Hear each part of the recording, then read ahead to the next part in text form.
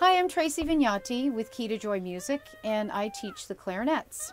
And today the first thing we're going to talk about is the correct way to open your case. Okay? You want to use a flat surface, preferably your desk. And some of you may have a black fabric case with a logo on the top.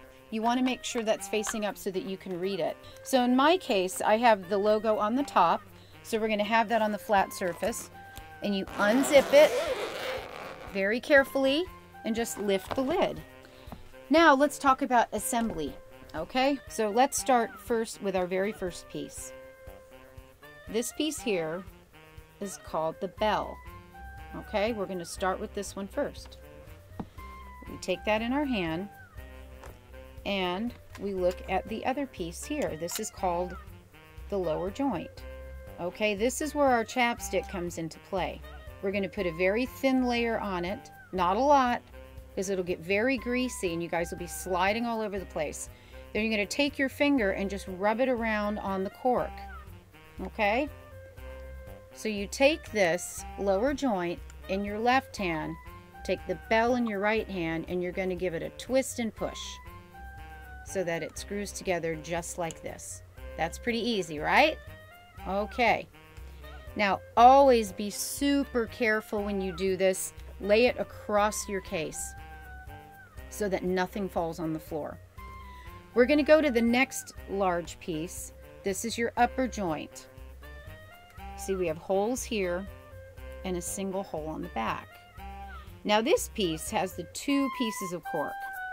So you're going to take your clarinet chapstick again, do a little thin layer, rub it in with your finger on both of them, just like that.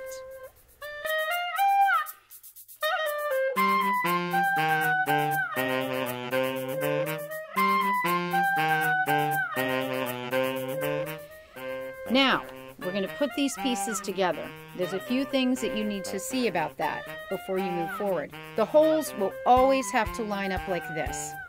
Now, there's something a little bit tricky here. If you look on this part of the instrument, of the upper joint, I had one student call these the golf clubs. So we'll call them the golf clubs. Okay, if you look, you want to make sure that the golf clubs are facing down. Okay? Line up your holes, and if you look here, you can see how this piece moves. You want this one, it's like a rectangle or an oval. It needs to go over the other piece, not under, or you won't be able to move these. Okay? So this needs to make sure that's over that other piece, and your holes are lined up like this. Okay?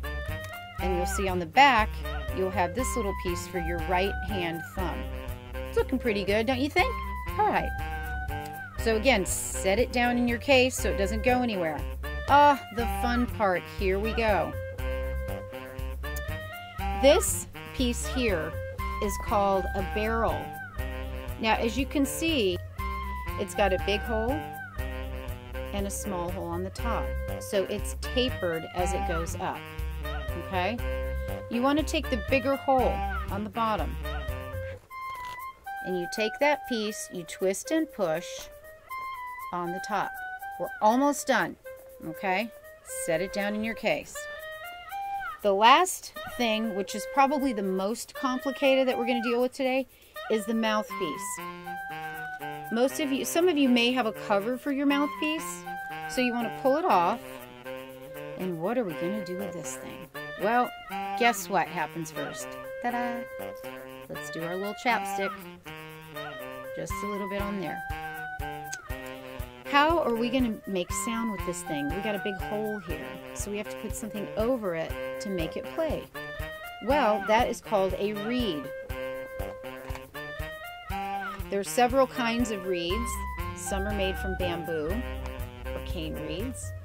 In my case, what I play are these, which are plastic reeds made by the company Leger. It's a Canadian company. These are extremely durable. They're student friendly. This is a different type that's made from bamboo. And as you can see here, it's kind of got like a beautiful design on this side. Then you flip it over and it's completely flat on the back. and you'll see a number on it. Like this one says 3.5. Ooh, what does that mean? That's the stiffness. We can get into that in class. But the higher the number, the stiffer the reed. So for beginners like you guys, we're going to go with a low number. Once you take the flat side, put it on your tongue and suck on it. And don't put your teeth on it because these are extremely fragile. You just want to get it wet. So we've licked our reed. Reed is wet, okay? Now we're going to take the mouthpiece, the flat side that I keep referring to. We're going to set it up on the mouthpiece. So you want to slide it up. Never ever touch the tip of the reed. You're going to slice it right down the middle or chip it. So just slide it up just like that so you see a hairline only of black. You can use your left thumb to keep that in place and then move it left and right. Okay? Now what? Are you going to play like this? No. We're going to take this silver piece. It's called a ligature. So this is the thing that holds the reed into place. So like the barrel, this thing is also tapered. Wider at the bottom, and the hole at the top is smaller. So you want to take this, the screws will face you like this. You want to slide it very gently. The bottom hole, the big hole is on the bottom. So you slide it over, just drop it gently, okay? You're going to push it down just below that little, you'll see a curve here on the reed. It might be a little bit difficult to see it here, but in class I can show you. You can see where they shave the cane, it makes a little curve there. So we're going to pull this down just a little bit below that, and then screw the screws in. There we go. And the top one, and that will hold your reed in place.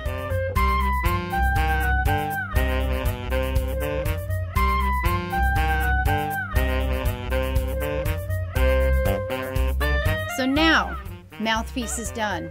Now what we're going to do is take the instrument. We have our holes lined up in the front, right? See this hole on the back? We're going to take this and line it up so that they're both on the same side. Reed and hole, okay? That's how it should look.